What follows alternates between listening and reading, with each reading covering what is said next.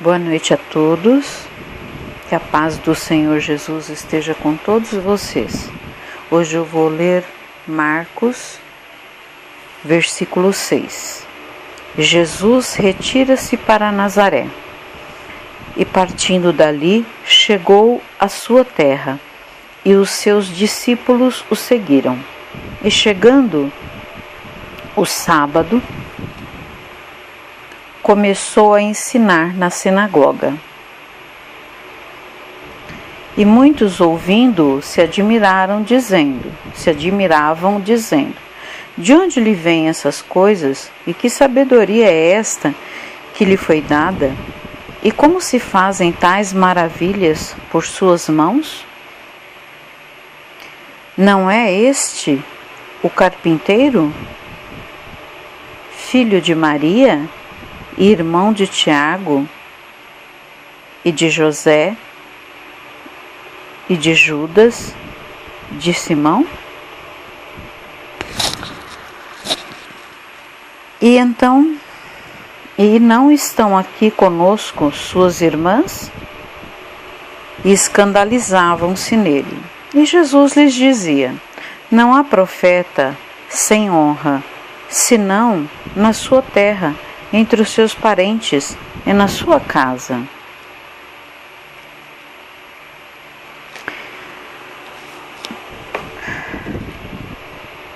No capítulo 6, versículo 1, onde ele diz sua terra, seria Nazaré, embora Jesus tenha nascido em Belém.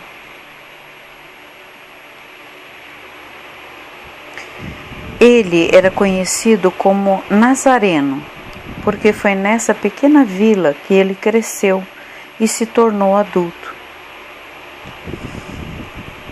No versículo 3, a palavra escandalizavam-se tem a conotação de descrença, ofensa, reprovação.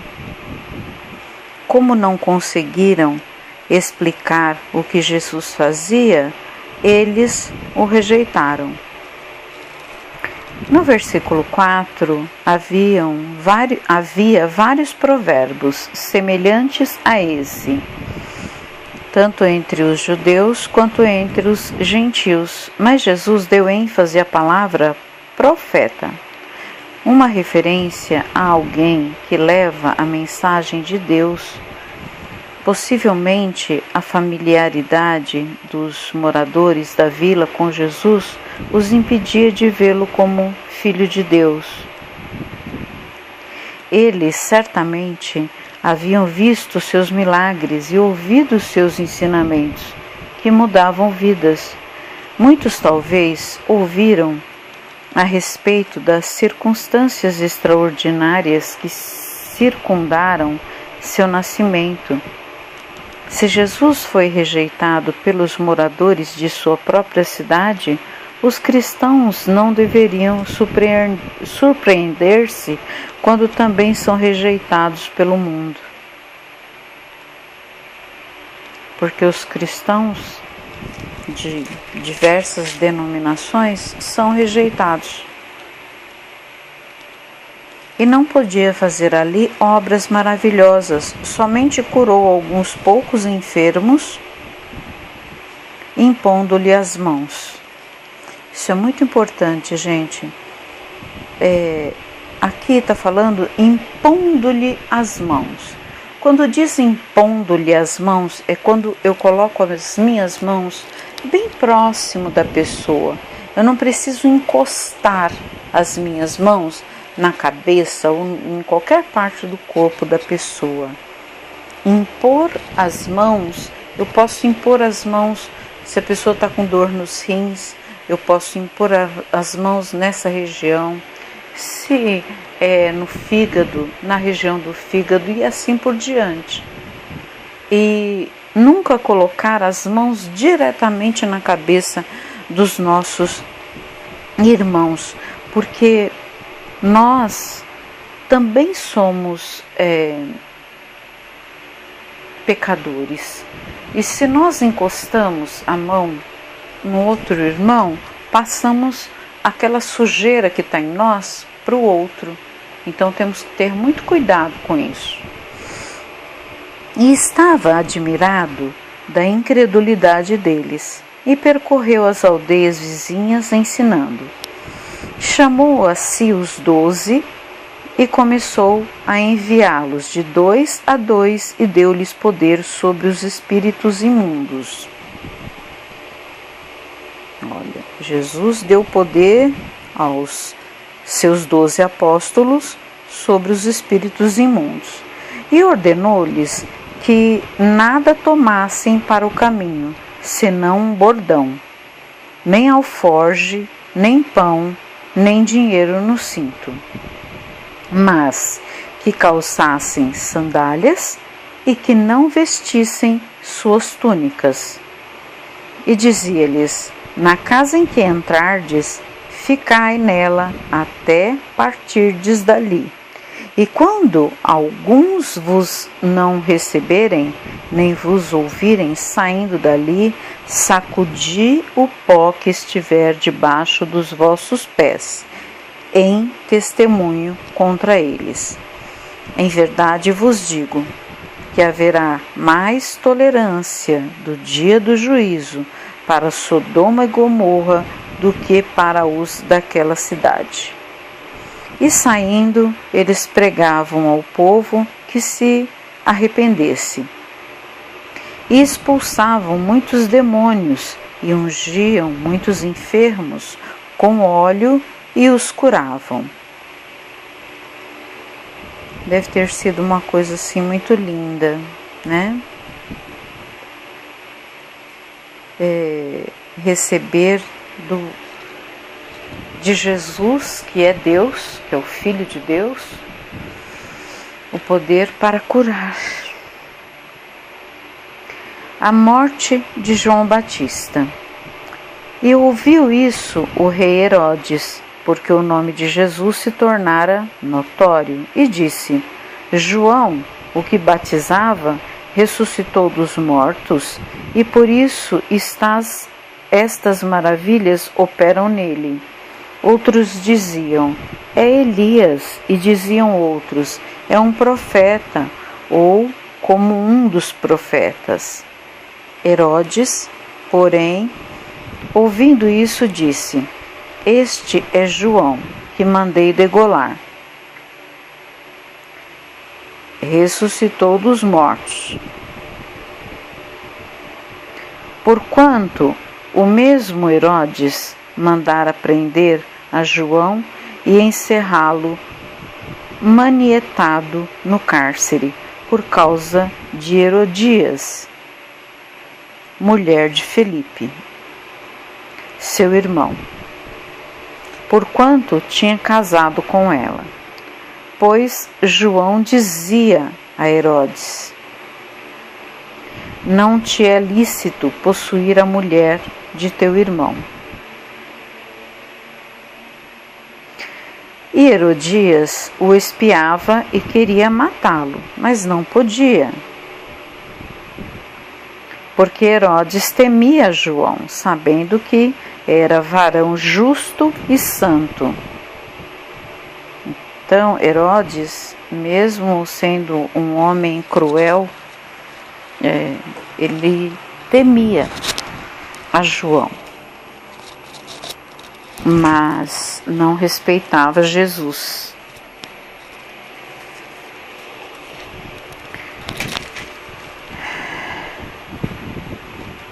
E guardava-o com segurança e fazia muitas coisas, atendendo-o, e de boa vontade o ouvia. E chegando a uma ocasião favorável, em que Herodes, no dia do seu aniversário, dava uma ceia aos grandes e tributos e príncipes da Galiléia, entrou a filha da mesma Herodias e dançou, e agradou a Herodes e aos que estavam com ele à mesa. Disse então o rei à jovem: pede-me o que quiseres, e eu te darei. E jurou, dizendo: tudo o que me pedires te darei, até metade do meu reino. E saindo ela, perguntou à sua mãe: que pedirei? E ela disse: a cabeça de João Batista. E entrando apressadamente, pediu ao rei, dizendo: quero que imediatamente me des num prato a cabeça de João Batista. Olha que coisa louca, né? Eles não tinham nenhum sentimento, nenhum respeito pelos outros seres humanos. Uma coisa muito macabra, né? E o rei entristeceu-se muito. Todavia, por causa do juramento e dos que estavam com ele à mesa, não lhe quis negar. E enviando logo o rei, o executor, mandou que lhe trouxessem ali a cabeça de João. E ele foi e degolou-o na prisão. E trouxe a cabeça num prato e deu à jovem, e esta a deu à sua mãe. E os seus discípulos, tendo ouvido isso, tomaram o seu corpo e o puseram num sepulcro. Muito triste, né? Você vê pessoas, uma pessoa que fez o bem a tanta gente ser tratado desta forma. Bom, continuando. As rainhas do Novo Testamento. Então, eu vou falar aqui de Berenice, irmã mais velha de Herodes, Agripa I, casou com seu tio, o rei de Calces, viveu com seu irmão Herodes, Agripa II, visitou Festo com Agripa e ouviu a defesa de Paulo. Foi amante dos imperadores romanos Vespasiano e Tito. Cândace, título das rainhas da Etiópia. Um membro da sua corte imperial aceitou a Cristo como seu Salvador e foi batizado pelo evangelista Felipe. A tradição diz que essa rainha também se tornou uma cristã. Que coisa boa. Drúxila, filha mais nova de Herodes, Agripa I, esposa de Aziz, rei de Emesa, esposa de Félix, procurador da Judéia, estava presente na segunda vez que Paulo esteve perante Félix. Herodias, filha de Aristóbulo, e Berenice, irmã de Herodes Agripa I, neta de Herodes o Grande, casou-se com seu tio Herodes Filipe, mãe de Salomé, de acordo com o historiador judeu Joséfo. Viveu com Herodes Antipas, seu cunhado, responsável pela morte de João Batista. Então, Herodias foi a mãe de Salomé. A Rainha do Sul, identificada pelo historiador judeu Joséfo como sendo Nicaule.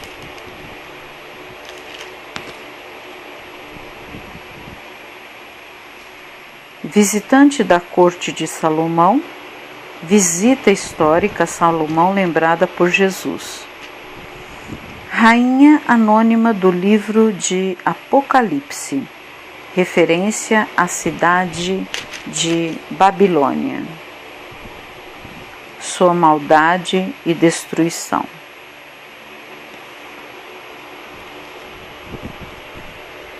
Bom, tempo de descanso, um período para descansar e brincar. A Bíblia fala de uma forma negativa a respeito da ociosidade.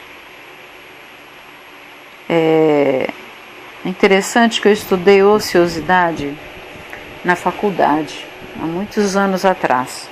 eu estudei sobre o ócio trabalhista. E o que é essa ociosidade ou o ócio trabalhista?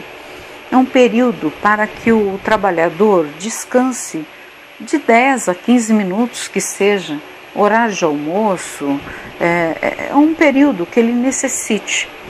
Porque muitas vezes você está trabalhando, desenvolvendo um trabalho, e chega um momento que trava, não vai, você não consegue mais avançar.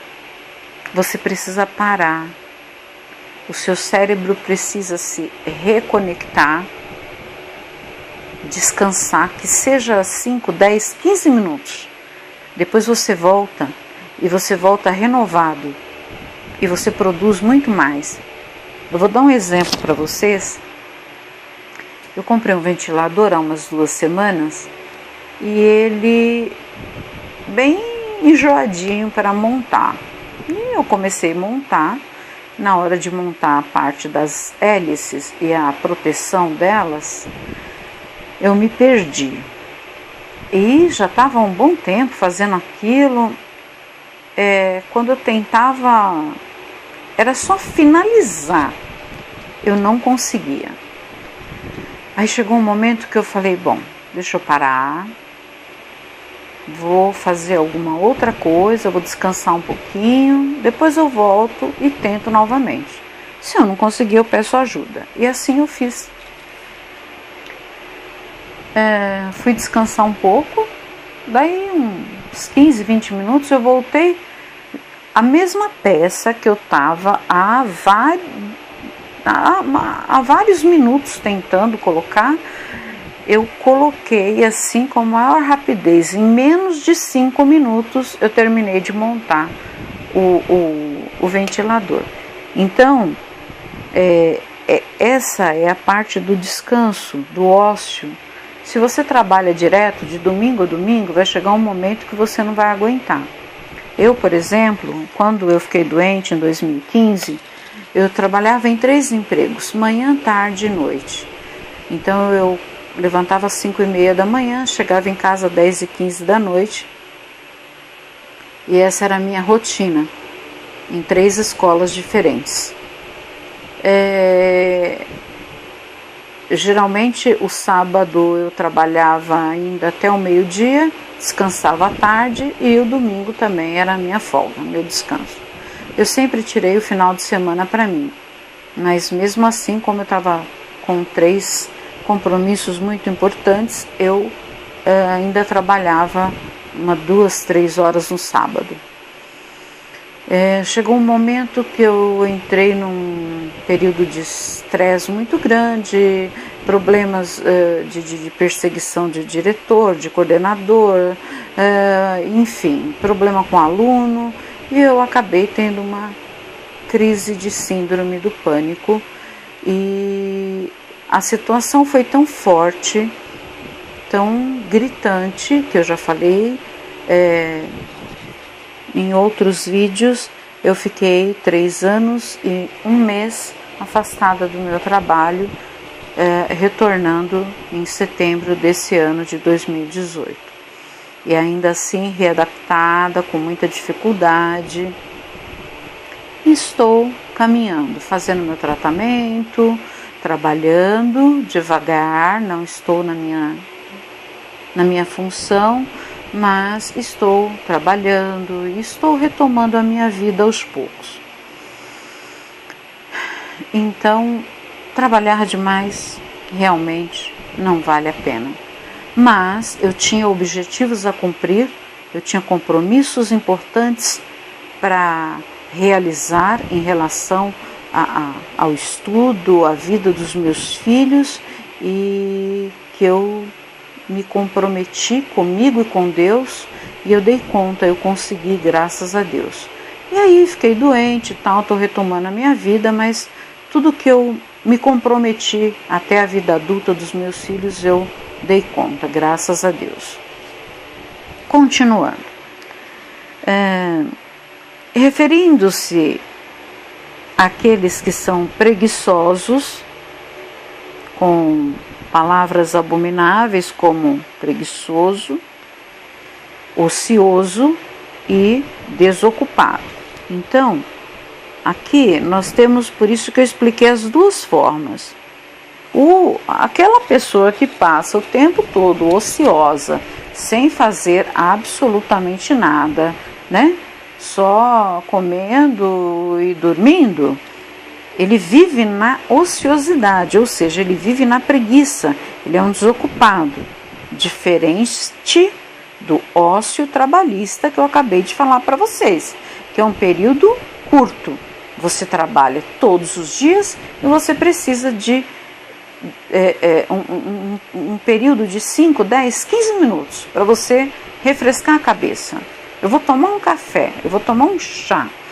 Esses minutinhos é o ócio trabalhista. Diferente do ocioso e desocupado que fala aqui no texto. E muito positivamente a respeito do labor e do trabalho. Aí entra o que eu estava falando para vocês. Ele é positivo a respeito do labor. Labor e trabalho é a mesma coisa, ok? Dada a admoestação de que devemos trabalhar 6 dias e descansar 1, podemos chegar à conclusão de que a Bíblia é a favor do muito trabalho e nenhuma diversão. Isto está longe de ser verdade. Jesus esperava que seus discípulos se retirassem periodicamente para descansar. E a Escritura tem repetidas referências aos benefícios do divertir-se. Certo? Então Jesus, quando veio ao mundo, ele já fazia questão de que seus trabalhadores descansassem. A Bíblia fala de mais de 70 dias no ano, nos quais nenhuma obra servil deve ser feita. Esses 70 dias é para você descansar. As festas de 7 dias marcam a Páscoa, a festa dos tabernáculos e semanas, assim como a festa das trombetas e cada sábado, além de servirem para descansar e orar. Os dias de lazer são associados na Bíblia à comida, a dar presentes, cantar e grande alegria. Tá? Um tempo para descansar do trabalho é indicado àqueles que estão experimentando sofrimento e dor, que é o que aconteceu com o meu caso. Eu estava tendo um problema e estava passando por sofrimento e dor no meu trabalho e acabei ficando muito doente. Aqueles que estão buscando aperfeiçoamento espiritual para fazer a vontade de Deus, eles também precisam descansar. Ontem mesmo na palestra que eu estava ouvindo do Padre Fábio de Mello, ele falou de quando, quase 20 anos atrás, quando ele estava fazendo mestrado, ele estava muito estressado. Então, é necessário também nos estudos darmos uma pausa. Aqueles que estão entrando em um período intenso de oração também precisam de um período de descanso. E aos recém-casados. Os recém-casados, eles também precisam de um espaço, de um tempo para eles, para descansar do trabalho e para se organizar na nova vida que eles estão levando adiante. Ok? Queridos irmãos, eu vou parar por aqui. Espero que vocês tenham gostado da leitura e que esta tenha ajudado bastante, tá? Eu vou tentar agora pegar firme no Novo Testamento, não que o Antigo Testamento não seja importante, mas eu preciso priorizar um pouquinho aqui o Novo Testamento, porque fala da vida de Jesus e dos ensinamentos que ele deixou e que é o mais atualizado, ok? Então, fico por aqui. Uma boa noite a todos vocês. Fiquem na paz do Senhor Jesus. Que quem ouvir essa leitura receba paz, amor, saúde, proteção, prosperidade para você, sua família e todos os seus familiares e amigos. Em nome do Senhor Jesus. Amém.